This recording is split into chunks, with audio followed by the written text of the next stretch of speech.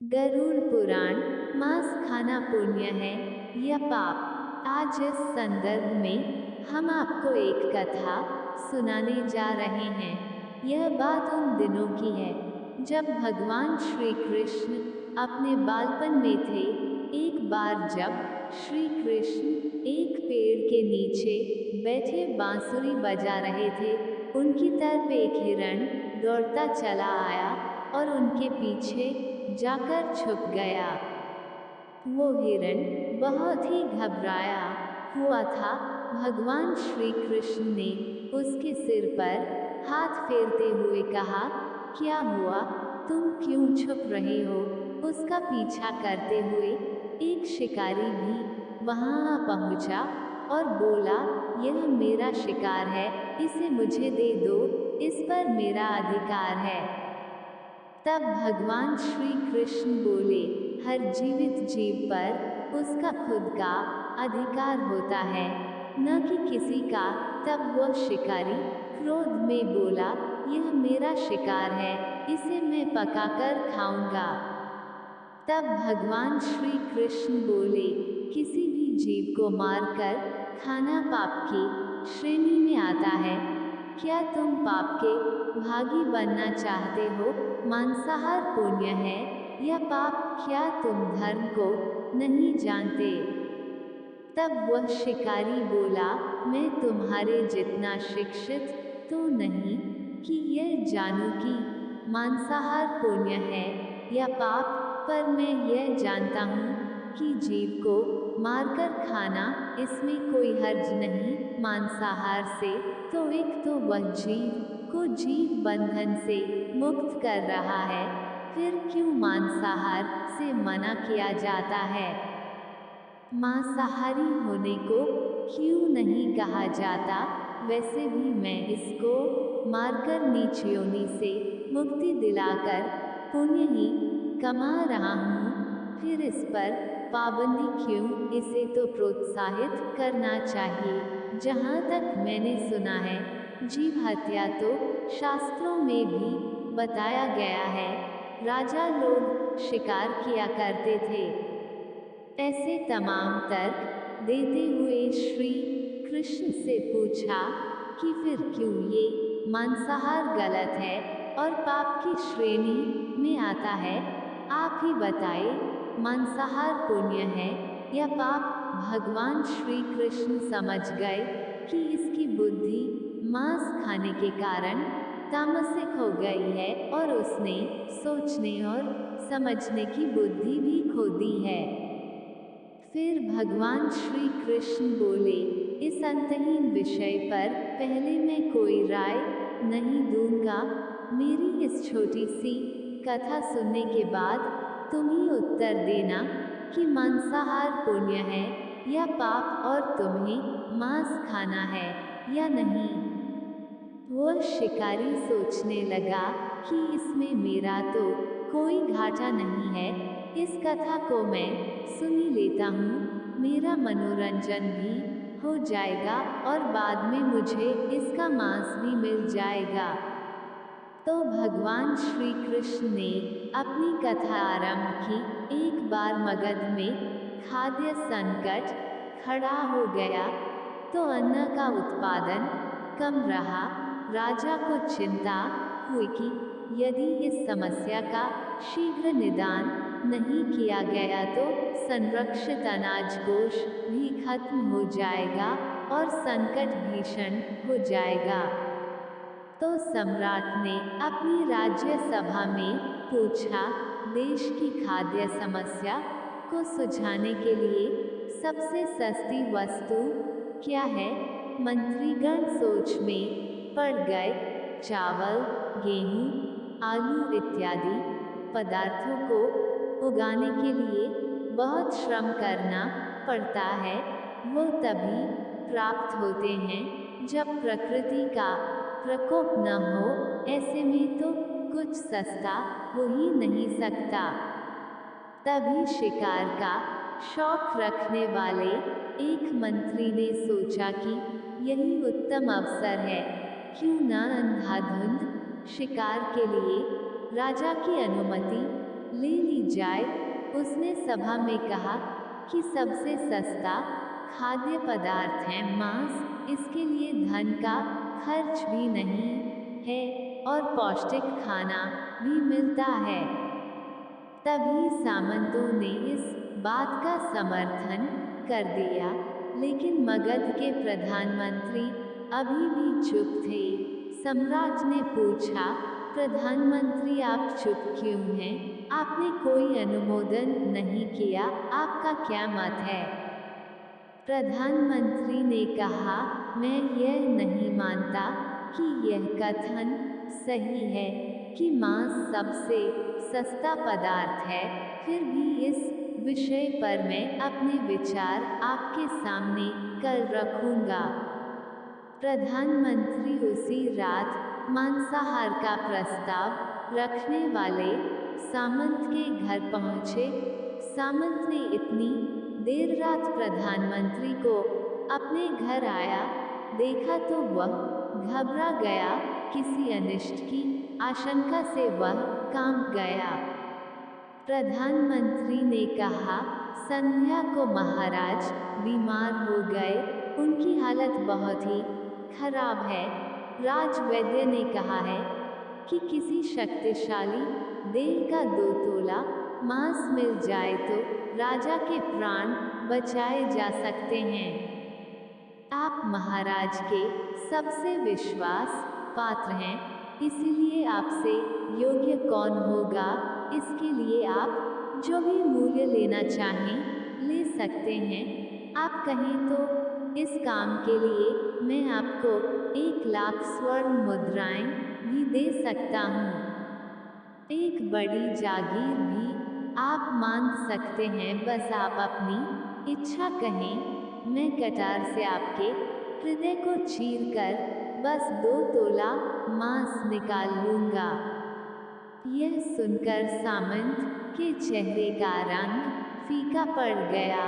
वह सोचने लगा, जब जीवन ही नहीं रहेगा तो लाख स्वर्ण मुद्राओं से मैं क्या करूंगा, और बड़ी जागीर भी किस काम आएगी। वो झटपट अंदर भागा और अपनी तिजोरी से 1 लाख स्वर्ण मुद्राएं लेकर आया। मुद्राएं देकर उसने प्रधानमंत्री के पैर पकड़ लिए और गिड़गिड़ाते हुए बोला, श्रीमंत, मैं आपकी 1 लाख मुद्राओं में अपनी 1 लाख मुद्रा और मिलाता हूँ। इस पैसे से आप किसी और सामंत के हृदय का मांस खरीद ले, किंतु मुझे जाने दे, यह बात किसी और को पता न चले, मैं आपसे आग्रह करता हूँ। प्रधानमंत्री जी यह सब समझ चुके थे, वह उसे थोड़ी और मानसिक पीड़ा देना चाहते थे।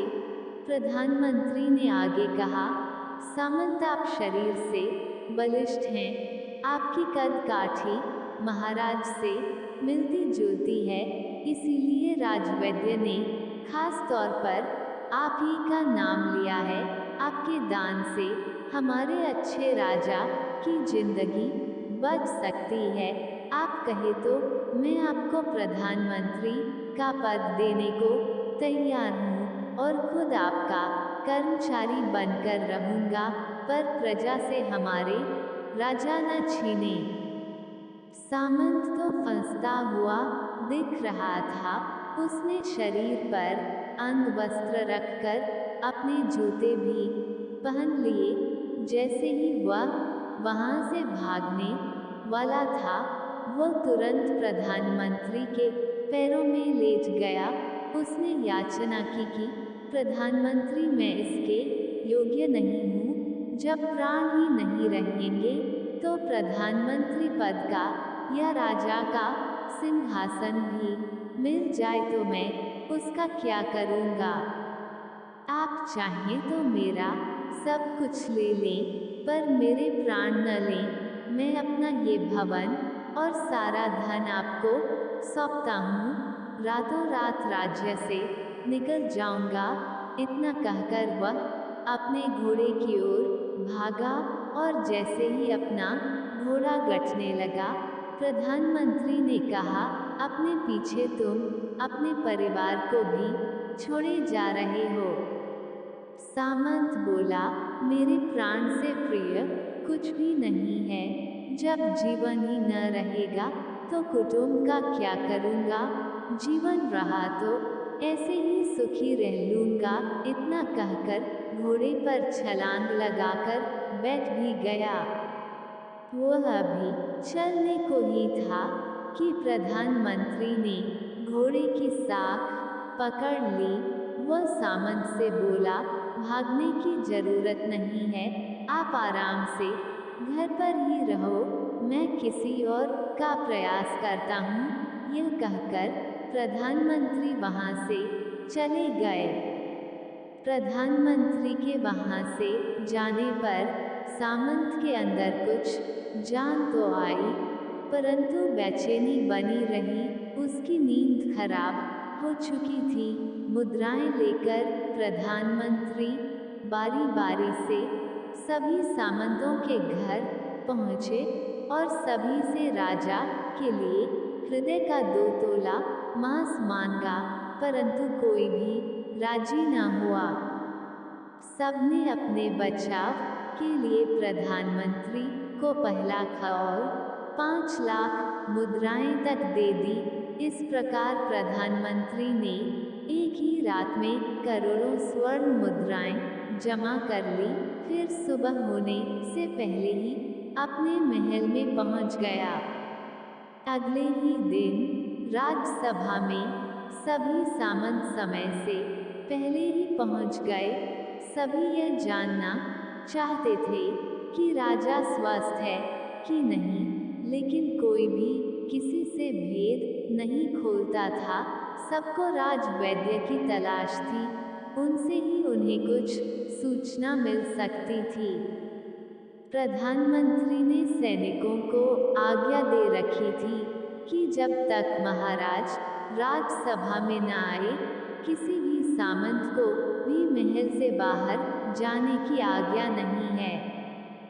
राजा सभा में अपनी चिर परिचित गति में आए और अपने सिंहासन पर आकर बैठे।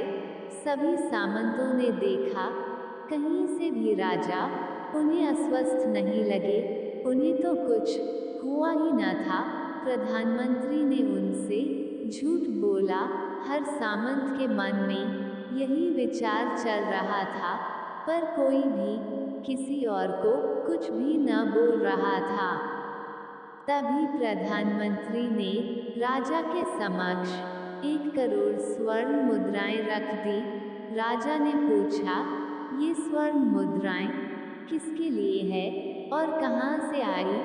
प्रधानमंत्री ने कहा, 2 तोले मांस के लिए इतनी धनराशि जुटाई है, पर मांस न मिला। अपनी जान बचाने के लिए सामंतों ने यह मुद्राएं दी हैं। अब आप यह विचार कीजिए, मांस कितना सस्ता है। राजा को बात समझ में आ गई। उन्होंने प्रजा को अतिरिक्त परिश्रम करने का निवेदन किया और राजा के अनाज भंडार में से अनाज निकालकर श्रमिकों को दिया गया। उन्होंने पौष्टिक सब्जियों की खेती की तुरंत आदेश दिया। वो 1 करोड़ स्वर्ण मुद्राएं इसी कार्य के लिए और श्रमिकों के कल्याण के लिए खर्च की गई। ऐसे साग सब्जी तेजी से उगी, जिससे प्रजा का कल्याण भी हुआ और पौष्टिकता भी मिली। कुछ समय बाद मौसम अनुकूल हुआ और खेती लहलहाने लगी। इस प्रकार राज्य से खाद्य संकट दूर हुआ। तो मित्रों, जीवन का यह मूल्य भगवान श्री कृष्ण हमें इस कथा के जरिए समझाना चाहते हैं कि हम यह न भूलें कि जिस तरह हमें अपनी जान प्यारी है, उसी तरह सभी जीवों को अपनी जान प्रिय होती है। श्री कृष्ण से यह ज्ञान पाकर शिकारी परिपूर्ण हो गया और उसे ज्ञान की प्राप्ति हो गई और वह जान गया कि महानता जीवन लेने में नहीं, बल्कि जीवन देने में है। शिकारी भगवान के आगे हाथ जोड़कर वहां से चला गया और उसने कसम खा ली कि वह अपने संपूर्ण जीवन में किसी को भी कभी चोट नहीं पहुंचाएगा। तो दोस्तों, कैसी लगी आपको हमारी यह कहानी? कमेंट और सब्सक्राइब जरूर कीजिएगा।